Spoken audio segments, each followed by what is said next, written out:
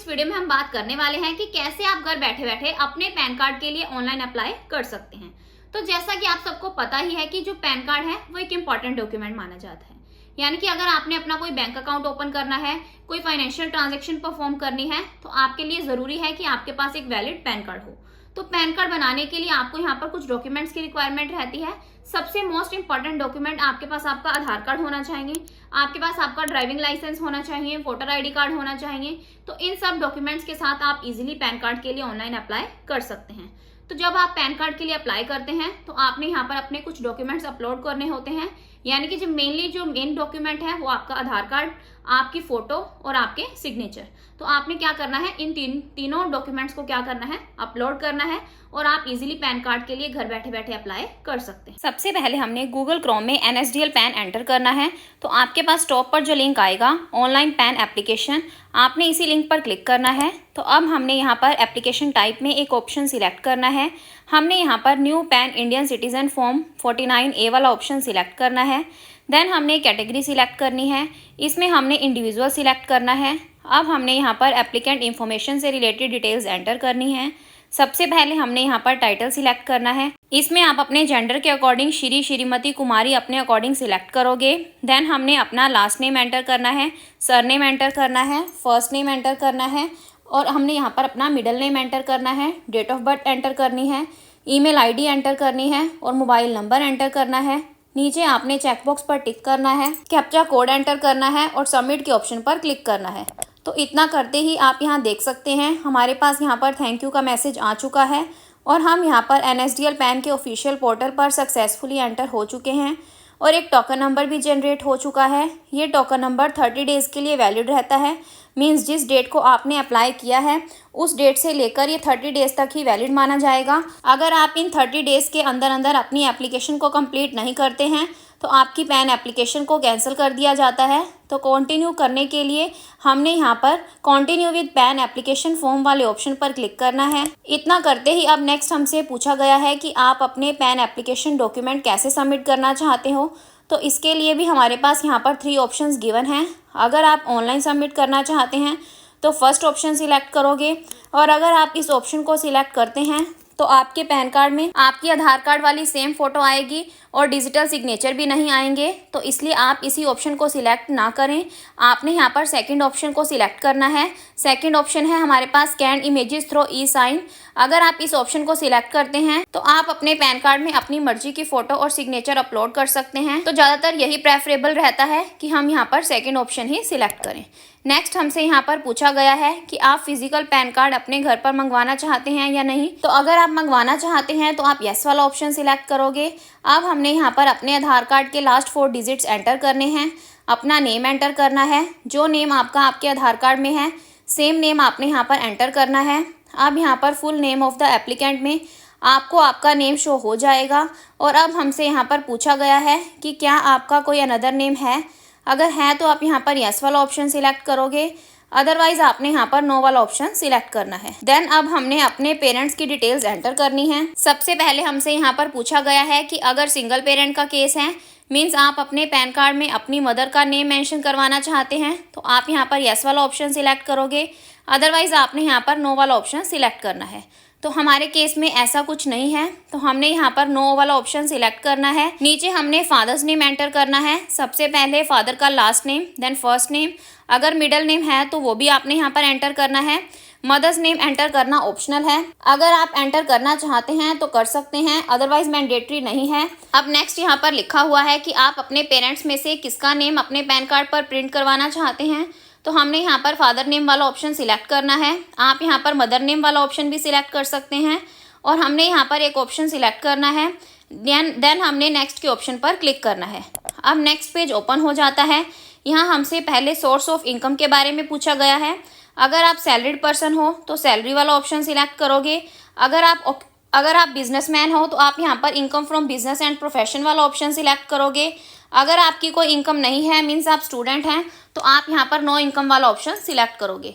Then address for communication के बारे में पूछा गया है, तो यहाँ हमने रेजिडेंस वाला ऑप्शन ही सिलेक्ट करना है और नीचे अपना रेजिडेंस एड्रेस एंटर करना है।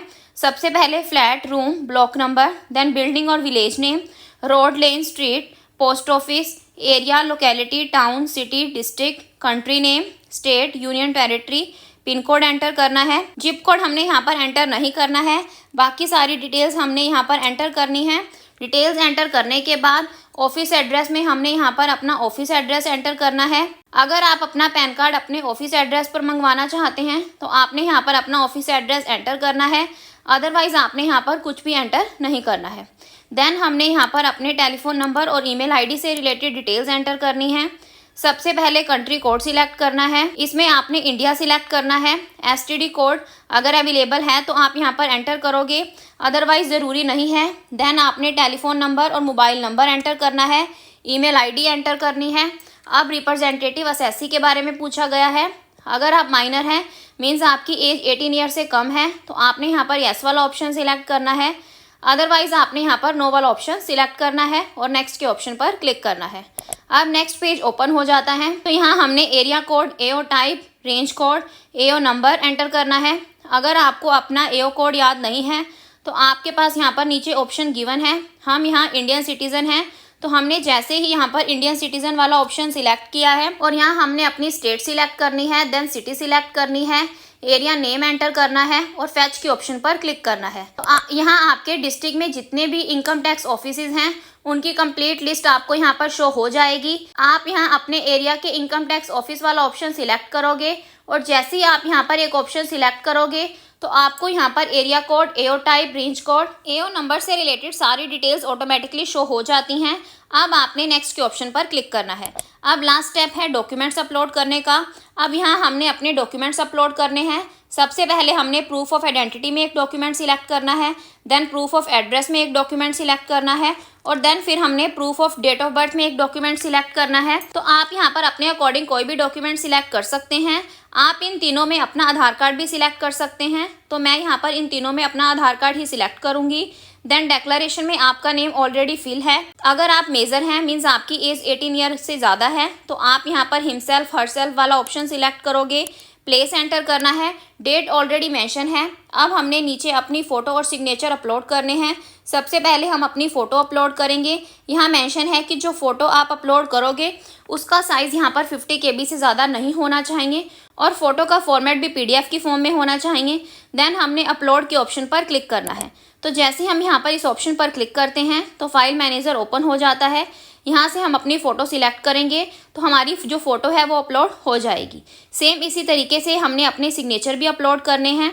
देन नीचे हमने अपने डॉक्यूमेंट्स अपलोड करने हैं, तो इसके लिए हमने यहाँ पर ऐड डॉक्यूमेंट के ऑप्शन पर क्लिक करना है। तो ऊपर हमने proof of address, proof of identity और proof of date of birth में हमने अपना आधार कार्ड ही सिलेक्ट किया था, तो हमने यहाँ पर अपना आधार कार्ड ही अपलोड करना है।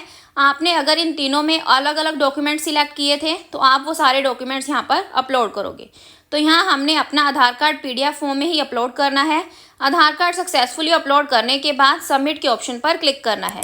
तो इतना करने के बाद आप यहाँ देख सकते हैं, यहाँ लिखा हुआ है your application is submitted, please confirm details. तो हमने यहाँ पर अपनी एप्लीकेशन में अपनी सारी डिटेल्स को कन्फर्म करना है कि कोई मिस्टेक तो नहीं है। तो यहाँ सबसे पहले हमने अपने आधार कार्ड के फर्स्ट 8 डिजिट्स एंटर करने हैं।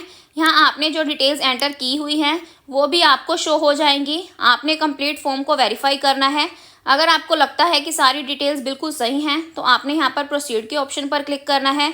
अगर आपको लगता है कि कहीं कोई मिस्टेक है तो आपने यहाँ पर एडिट के ऑप्शन पर क्लिक करके उस मिस्टेक को रेक्टिफाई भी करना है।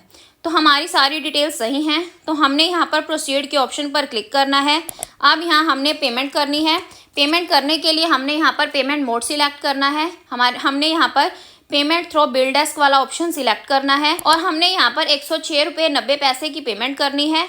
और यहाँ ये भी मेंशन है कि आपको यहाँ physical copy of pan card भी मिल जाएगी। मीन्स फिजिकल फॉर्म में पैन कार्ड आपके घर के एड्रेस पर डिलीवर कर दिया जाएगा। नीचे हमने टर्म्स को एक्सेप्ट करना है, means I agree to the terms of service वाले ऑप्शन पर क्लिक करना है और प्रोसीड टू पेमेंट के ऑप्शन पर क्लिक करना है। यहाँ हमने पेमेंट को कंफर्म करने के लिए पे कंफर्म के ऑप्शन पर क्लिक करना है। यहाँ हमारे पास पेमेंट के लिए बहुत सारे ऑप्शंस गिवन हैं, आप यहाँ किसी भी ऑप्शन को सिलेक्ट कर सकते हैं। तो हम यहाँ QR कोड से पेमेंट करेंगे। तो आप यहाँ देख सकते हैं हमारे जो पेमेंट स्टेटस है वहाँ पर सक्सेस शो हो रहा है। तो यहाँ हमने कंटिन्यू के ऑप्शन पर क्लिक करना है। नेक्स्ट पेज पर भी हमने चेक बॉक्स पर टिक करना है और ऑथेंटिकेट के ऑप्शन पर क्लिक करना है। तो यहाँ वेरिफिकेशन करने के लिए हमने OTP ऑथेंटिकेशन वाले ऑप्शन पर क्लिक करना है। तो अब हमारे मोबाइल नंबर पर एक OTP सेंड किया जाएगा।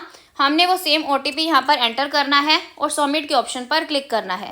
यहाँ ई साइन करने के लिए कंटिन्यू विद ई साइन वाले ऑप्शन पर क्लिक करना है। यहाँ हमने टॉप पर टर्म्स को एक्सेप्ट करना है, नीचे आधार नंबर एंटर करना है और सेंड OTP के ऑप्शन पर क्लिक करना है। अब हमारे मोबाइल नंबर पर फिर से एक OTP सेंड किया जाएगा। हमने वो सेम OTP यहाँ पर एंटर करना है और वेरीफाई OTP के ऑप्शन पर क्लिक करना है। तो जैसे हम यहाँ पर इस ऑप्शन पर क्लिक करते हैं तो हमारी पैन एप्लीकेशन सक्सेसफुली सबमिट हो जाती है और एक एक्नॉलेजमेंट स्लिप भी जनरेट हो जाती है। आप चाहो तो इस स्लिप को डाउनलोड भी कर सकते हैं। तो इसके लिए आपने यहाँ पर डाउनलोड PDF वाले ऑप्शन पर क्लिक करना है। तो यहाँ पर PDF डाउनलोड हो जाएगी। इसका जो पासवर्ड है वो आपकी डेट ऑफ बर्थ होगी। आपने अपनी डेट ऑफ बर्थ यहाँ एंटर करनी है और ओके के ऑप्शन पर क्लिक करना है। तो इस तरीके से आपकी जो PDF फाइल है वो ओपन हो जाती है। तो इस तरीके से आप घर बैठे बैठे अपने पैन कार्ड के लिए ऑनलाइन अप्लाई करोगे तो 4 से 5 दिन के अंदर अंदर जो आपका पैन कार्ड है वो आपकी मेल पर सेंड कर दिया जाएगा।